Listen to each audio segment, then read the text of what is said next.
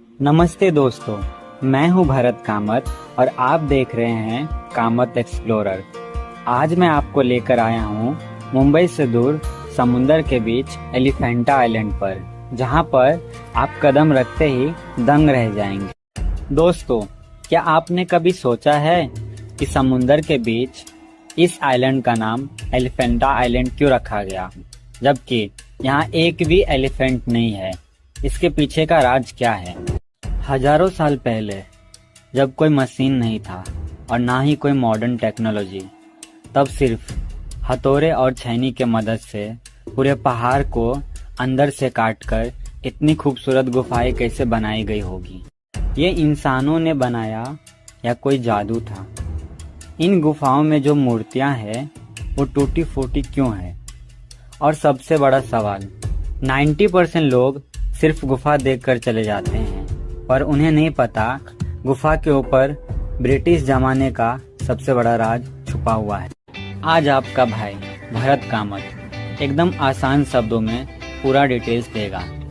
अगर आप चैनल पर नए हो तो कामत एक्सप्लोरर को अभी सब्सक्राइब कीजिए और वीडियो को लास्ट तक जरूर देखना। चर्चगेट स्टेशन से 30 रुपीज़ का टैक्सी लेकर आप सीधा गेट ऑफ इंडिया पहुंचो।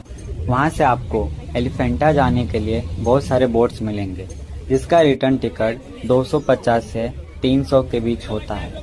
गेट ऑफ इंडिया से एलिफेंटा जाने के लिए पहला बोट 9 बजे मिलता है सुबह, और लास्ट बोट दोपहर 2 बजे तक मिलता है।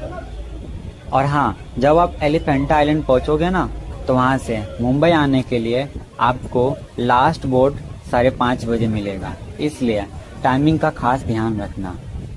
समुंदर के बीच 1 घंटे का सफर करके आप जैसे ही इस आइलैंड के जेट्टी पर उतरोगे, गुफा तक जाने के लिए आपको एक छोटा सा टॉय ट्रेन दिखेगा। इसका टिकट सिर्फ 10 रुपया होता है। इसमें बैठकर सफ़र और भी मज़ेदार हो जाता है। मिनी ट्रेन से उतरते ही सबसे पहले आपको एलिफेंटा के मेन एंट्रेंस गेट पर 10 रुपया का एक छोटा सा एंट्री टिकट लेना होता है। ये टिकट लेने के बाद शुरू होती है असली मेहनत, यानी लगभग 120 से 150 सीढ़ियाँ। पर घबराइए मत, इन सीढ़ियों के दोनों तरफ एक बहुत अच्छा और सुंदर सस्ता लोकल मार्केट बना हुआ है। यहाँ आपको खिलौना, ठंडे पानी और अच्छे हैंडक्राफ्ट के सामान मिल जाएंगे। घूमते घूमते कब सीढ़ियाँ खत्म हो जाएगी आपको पता नहीं चलेगा। पहुँचते ही सबसे पहले मैंने यहाँ से अपना टिकट लिया, जिसका प्राइस होता है 40 रुपीज़ पर पर्सन। टिकट काउंटर के आसपास का नज़ारा इतना खूबसूरत है कि यहाँ से हटने का मन नहीं करता। और सबसे बड़ी बात पता है आपको, एलिफेंटा केव्स को खूबसूरती और इतिहास के लिए वर्ल्ड यूनेस्को हेरिटेज साइट का अवार्ड मिला हुआ है। चारों तरफ फैली हुई ये हरियाली और इतने बड़े सम्मान को देखकर सच में मेरा दिल खुश हो गया। तो चलिए अब चलते हैं इसके अंदर और इस खूबसूरती को और नज़दीक से एक्सप्लोर करते हैं। अब बात करते हैं उन गुफाओं की जिसके लिए हम यहाँ पे आए हैं। यहाँ पे टोटल 7 गुफाएं हैं, 5 हिंदू धर्म की और 2 बुद्धिस्ट धर्म की। इनमें से सबसे बड़ी और सबसे शानदार है केव नंबर 1।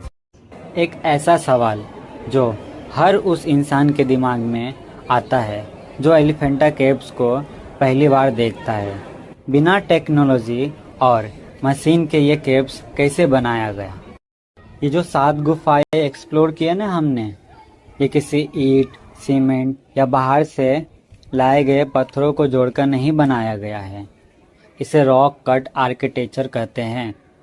पूरा एक बसाल्ट पहाड़ को ऊपर से नीचे की तरफ काटकर कारीगरों ने पहले इसे पहाड़ के आगे का हिस्सा काटा, फिर अंदर गुफा बनाया। गुफा के अंदर ये जो बड़े बड़े पिलर्स देख रहे हो ना, वो अलग से खड़े नहीं किए गए थे। पहाड़ को अंदर से खोदते वक्त पत्थर का उतना हिस्सा छोड़ दिया गया था ताकि वो पिलर्स बन सके और पूरा पहाड़ उसका वजन उठा सके। 16वीं सेंचुरी में जब पोर्टुगीज लोग यहाँ आए तो उन्हें इस आइलैंड के किनारे पत्थर से बनी एक बड़ी एलिफेंट की मूर्ति मिली थी। बस उसी को देखकर उन्होंने इसका नाम एलिफेंटा आइलैंड रख दिया। हालांकि वो असली मूर्ति अब यहाँ नहीं है, मुंबई के बायकुला जू जीजामेता उद्यान में शिफ्ट कर दिया गया है। गुफा के अंदर अलग अलग दीवारों पर बड़े बड़े पैनल्स बनाए गए हैं जिन पर मूर्तियां बनाई गई है। गुफा के अंदर सबसे बड़ा मूर्ति त्रिमूर्ति है, लेकिन उसके अलावा भी कई मूर्तियां हैं जिसमें शिव भगवान के रूप हैं। त्रिमूर्ति गुफा के बिल्कुल पीछे के हिस्से में बनी 20 फुट ऊंची मूर्ति है। दोस्तों, इस एक मूर्ति में पूरे ब्रह्मांड का राज छुपा हुआ है। अगर आप इसके पीछे वाले चेहरे को देखोगे तो वो एकदम शांत है, जो दुनिया को चलाता है। लेकिन जैसे ही आप मेरे राइट साइड वाले चेहरे पर नजर डालोगे, वहाँ आपको गुस्सा और हाथ में सांप दिखेगा, जो बुराई का नाश करने का रुद्र रूप है। और दूसरी तरफ एकदम कोमल रानी पार्वती जैसा रूप है, जिनके हाथ में कमल का फूल है। यानी एक ही पत्थर पर गुस्सा, शांति और प्रेम तीनों को एक साथ दिखाया गया है। असल में इसका पुराना लोकल नेम घरापुरी है। सिंपल वर्ड में घरा का मतलब गुफा और पुरी का मतलब शहर, यानी गुफाओं का शहर। अब जानते हैं असली वजह, ये मूर्तियाँ टूटा हुआ क्यों है। तो दोस्तों, जब 16वीं सेंचुरी में पोर्टुगीज सैनिक यहाँ आए तो उन्होंने इन खूबसूरत मूर्तियों पर बंदूक और तलवारों से निशाना प्रैक्टिस किया, जिसकी वजह से सारी मूर्तियाँ टूट गई। लेकिन आज भी जो मूर्ति बची हुई है किसी चमत्कार से कम नहीं है। जो लोग सिर्फ गुफा एक्सप्लोर करके जाते हैं वो बहुत बड़ी गलती करते हैं।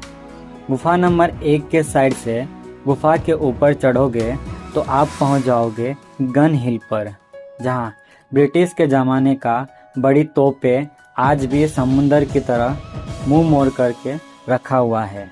वहाँ से पूरे समुंदर का व्यू एकदम जन्नत जैसा दिखता है। दोस्तों, याद रखना, मंडे को एलिफेंटा केव्स बंद रहता है और यहाँ के बंदरों से अपना सामान बचा कर रखना। और हाँ दोस्तों, आपसे एक छोटी सी रिक्वेस्ट करना चाहता हूँ, जब आप यहाँ कुछ भी खाए पिए तो उन खाली बोतलों और रैपरों को यहीं कहीं मत फेंकना। जगह जगह डस्टबिन लगे हैं, उन्हीं का यूज़ करें। ये हमारे देश की शान है, इसका साफ रखना हमारी जिम्मेदारी।